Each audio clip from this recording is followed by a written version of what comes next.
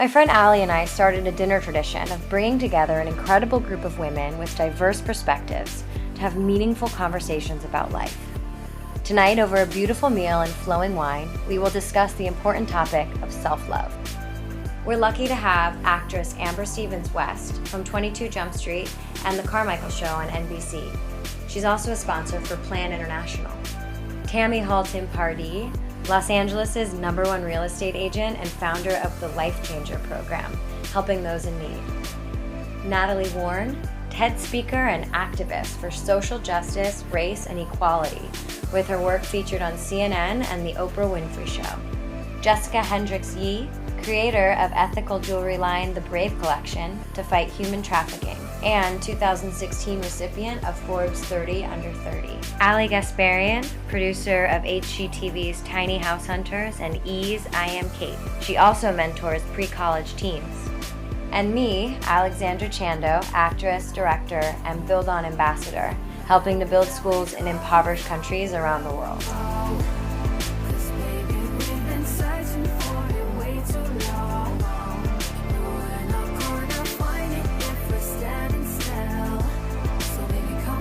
Grab a seat at the table and join us for our dinner party.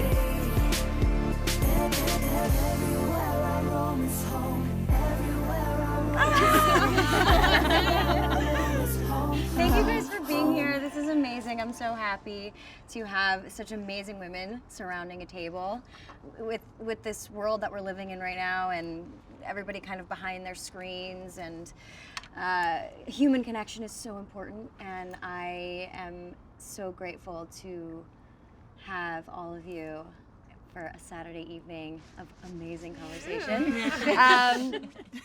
I wanted to create a safe space to really just allow ourselves to be vulnerable. That's why it's so interesting just to talk to other women that inspire us, and we can share our stories. And so where do any of you feel like there was that moment? Tammy's already laughing. Come on. Which moment?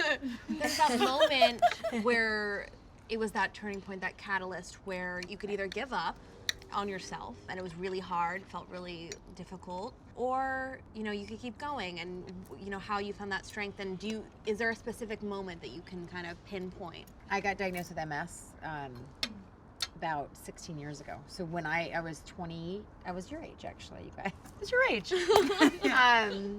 And that was a moment where you're like, holy shit, life is gonna change, and I could end up in a wheelchair tomorrow, or I could not. So you go to sleep every night with almost a paranoia around you. And then one day you wake up, and my mom always said the sun always rises. And I went outside one morning, and the sun rose, and I was like, just do this. I'm gonna do this. And it's it's all within you. That's the thing that people don't realize, is that we look for other people. And we're like, oh, we're not worthy because they don't think we're worthy. Well, who cares about them? It's all in us. So really getting that and taking the steps to really get to know yourself and to love yourself, I think is the most important thing. I could have been in a wheelchair, and all I could think of is I don't want anyone to wipe my ass that I'm not paying to wipe my ass. I do not want my husband to have to wipe my ass. Period. I'm good. 8-9 months ago, I was very, very broken, had a very difficult time. It's a really tough part of my life. I was 29 and I was just out of a 2-year relationship. We broke up and it crushed my soul. I thought I was going to marry him, and my career was not going the way that I had wanted it to, and I was stressed about finances and this, that, and the other thing, and it really felt like I was at the lowest of the low, and probably the hardest, most challenging time of my life. Not only lost the love of who I thought to be the love of my life, but I also lost somebody who, in a way, validated me and validated who I was as a person and as an actor. And for me, that was kind of a wake-up call, because I was like, wait a minute. I don't want some person to be my validation. And so that's kind of when I started the soul searching, and everything just kept coming back to self-love and self-worth. There's a valley that we can kind of turn into a peak, and you kind of have the option to turn into a peak or stay in the valley. And I kind of was like, oh hell no, I'm gonna make this my mountain, and I'm gonna climb it. Damn it! So, cheers. Yes, cheers. So for me, I feel like it's taken me a little while to feel at home in New York and in such a important, fast-moving city, but I also just felt so depleted by it. And I feel like the energy there was like the most intoxicating, amazing thing in the world, but it was also like the toughest. And I feel like New York just kind of magnifies like whatever's going on. So it's like if you're having the best day, it's like even better. And if you're having the worst day, it's like you're fucked. It's so extreme. It's so extreme. I also went through a period like a year ago where I just was so burnt out and I didn't even see it coming. Like I thought everything was great, and then like out of nowhere I was like just shot. And I think what I realized is that you really have to know what your values are, and then you have to give them weight, and you have to have respect for them. Because I feel like in New York, but I feel like it's, it's for a lot of like young people, for women who are just trying to, who care about something, who are trying to build something.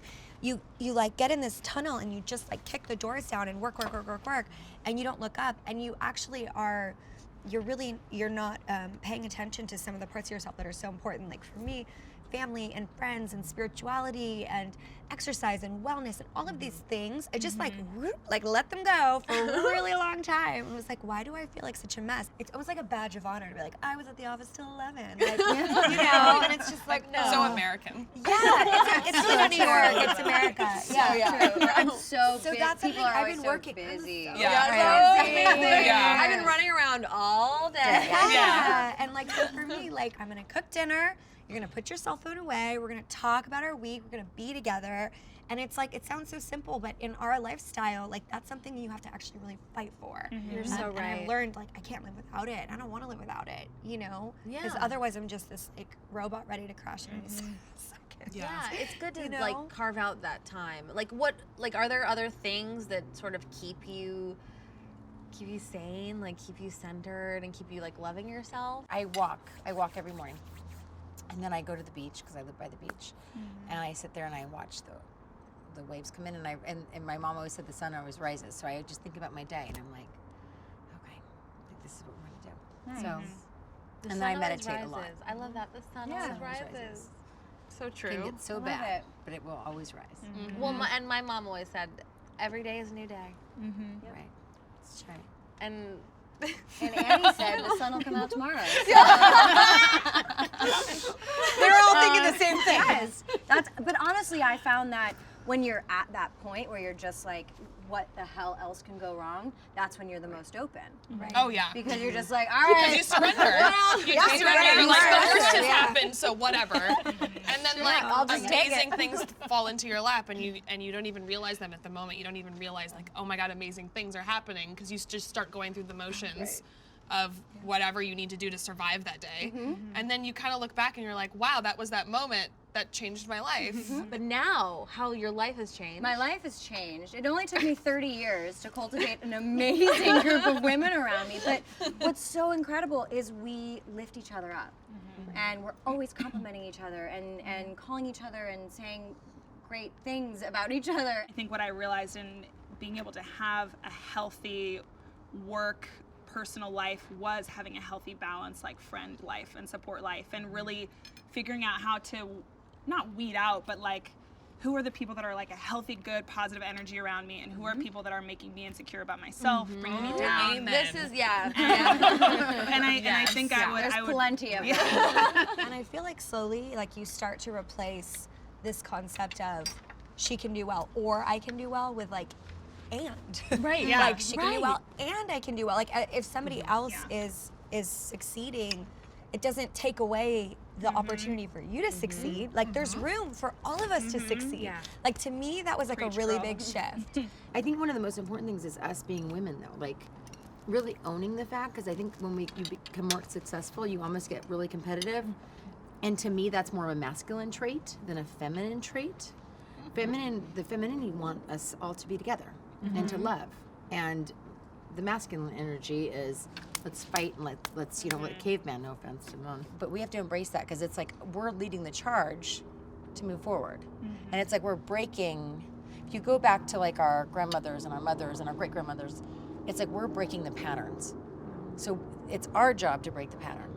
When you are authentic and real, like other people receive you so much better. Like people can smell phony a mile away. People can tell when you're trying to put on a facade, when you're trying to, you know, perform in a way. And I think what I realize, like the more real I am, the more you're just trying to tell your story and share it and be like presentable and be just another human with people, is when people are like, I get you, that was the best thing I've ever seen or heard, that's what I needed to hear. Well, and that's like where the real courage is in the vulnerability. And the connection. The connection. You can't, if you're not vulnerable, you can't connect. Of course. So that's like the beauty of it. It's like, and it's harder. Yeah. So let's talk about social media, even though it's like very annoying to talk about, and it's sort of the bane of our existence. But it's also really beautiful because it creates a space where we can share things and share inspiring things. But how are you able to not like listen to, you know, the trolls and? It's such a phenomenal, like we are like a global community of people that are more connected than ever. Like the issues that are going on in the world now, we're able to see them in a millisecond of what's happening and be connected and take action. And so I think there's so many like angles of it where it is so powerful and useful, but then it also can be this very destructive, like personally destructive, to where there's times, it's almost like what you were saying about New York. Like social media is like, when I'm having the best time of my life, I'm gonna fucking post that shit. And it's gonna look awesome and I'm gonna feel real good. But if I'm in a really rough spot, like that's the place I can't go. It's figuring out like what is my personal boundary with this tool that can be very useful and very beautiful and very powerful, and a tool that can be very destructive personally, and a crutch too. So especially right now, people are like being so active, and there's so much negativity in response to what's going on, which I think is really important. It's important to speak out. But I think what's also important is just like stuff like this. It's just bringing women together and supporting other women in a really private way. It doesn't have to be like this grand gesture, you know, it can just be like creating strong relationships and championing other strong women. I think that's so important, you know? I don't know about you guys, but personally, I was devastated watching Hillary Clinton lose. But the thing, yes, that was hard, but watching her give the speech after she lost and say like it's okay, I just knew she wanted to cry so badly, and just watching her have to hold it together because it's unacceptable to cry, and that's not fair. That's what hurt me the most. I was like, we need to change that. It's okay to have feelings. It's okay to be vulnerable, and that's good for men and women to just. It's okay to have emotions and to feel things, and that's, I think, how we're going to make the world a better place and be more peaceful, because then we'll have more patience and understanding with each other. And creating the spaces to do that, like creating a space that is dedicated to being inclusive and being safe and being disarming, where we can have honest, real, vulnerable conversations and feel comfortable enough to be powerful and have powerful. Like I grew up with a mother that was very opposite. Like because of my dad's illnesses, he kind of took on the role as being the more quiet, the more emotional, the more what a lot of society would say is like the woman's role in the household. And my mother took on a very, very strong role, and I've seen my mom cry twice in my life, and she was very hardworking, had to make the money for our family, and I think it was like she was such a huge role model for me, because she had such an amazing presence of like, when Karen Warne was in a room, like you knew she was in a room, and you knew that her opinion was heard and it was going to be respected, and she's a strong Black woman who was like, but she also just had this, it wasn't even not necessarily grace, but it was just a respect for everyone. She was like, there was a respect for everyone, so it also demanded a respect for her. And I think that taught me, when I'm in a space of other women, is like, I wanted to always feel respected and feel heard and seen, but also like, I want to make sure that you feel respected and heard and seen. And I think that what I love about this, which like even makes me emotional, is like there's such an element of just listening, and like the deep listening and like intentional listening of like women listening and hearing each other, and I'm taking you in and I'm hearing that, and like, okay, so how can I activate you, and how can I empower you, and how can I let you be the like fucking boss badass that you need to be. Okay, we're just gonna do like a little roundup. Favorite guilty pleasure? Wine, popcorn, scandal. Sometimes I eat angel hair pasta in the bathtub. Yes! Amazing. I love Self-care to extreme. Oh, this is a good one, guys. Okay. What turns you on? Good eye contact. Like I hate that Yeah. thing. I'm like, Yeah. yeah, like come on. Well, this is like not like that deep, but I just love like long hair that kind of.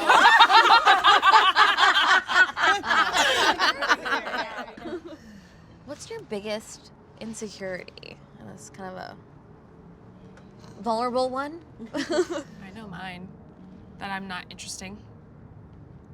Well, you are. I feel like that though. I do feel like that. I think I even said that. I think when I got here, I was like, why am I invited to this thing of all these incredible women? I think maybe I don't know. I just feel like I'm not interesting. You don't see what we see. Oh well, thank you. Thank you. It's amazing how horribly we look at our own selves. I know. It's terrible. I know. I hope you feel more interesting. You are actually. Well, I feel like I contributed a little, and so I'm feeling better. Tammy. Oh God. Okay. Well, I'm getting over all this, so this is good. I feel a little bit. Oh God, I don't want to say it. You don't want to? No, I don't want to say it. You It's don't have to. embarrassing. No, I'll say It's it. all, yeah. I feel unlovable in an intimate relationship. Girl, Right? that's real, and that happens to I think everyone. Everyone, yeah. I'm getting over it though. I'm working on that. It's actually getting much better, but yeah. Good. Yeah. Okay, so I am insecure. There's a lot of different things. Obviously, every day there's something, body issues and physical issues and mental issues, but galore. But one of the big things now recently that I've been kind of struggling with a little bit is the fact that I am so type A and so I plan everything and it makes me a little self-conscious. I find myself doing it and I'm like, I wish I wasn't like that. And my girlfriends know it's a running joke that that's just who I am and we accept it and we love it. But it's almost like an OCD thing where I can't stop and I can't help it. And it makes me, it just makes me feel self-conscious about it's a personality trait that I have that I just can't get rid of it. Well, you're getting better though. Getting better. Every day you're getting better. I'm getting better. I mean, shit, we did this. If we had one, So- I'd cheers to that. I know. Good time. That is it. Thank you all for joining this amazing conversation, and you are the most beautiful women inside and out that we could have ever wanted for this party, this girl party. So Thank you for including us. so inspiring. All of you. Good vibes. Good vibes. Hashtag good vibes. Hashtag good vibes. And thank you for bringing all of us together. We didn't know each other, and I feel like we've all known each other forever. I know. I feel like we're women who aren't gonna end this here. No. So go beyond here, and Yeah. that's so amazing. Well Well done, Ally and Alex. It was very organic. It just felt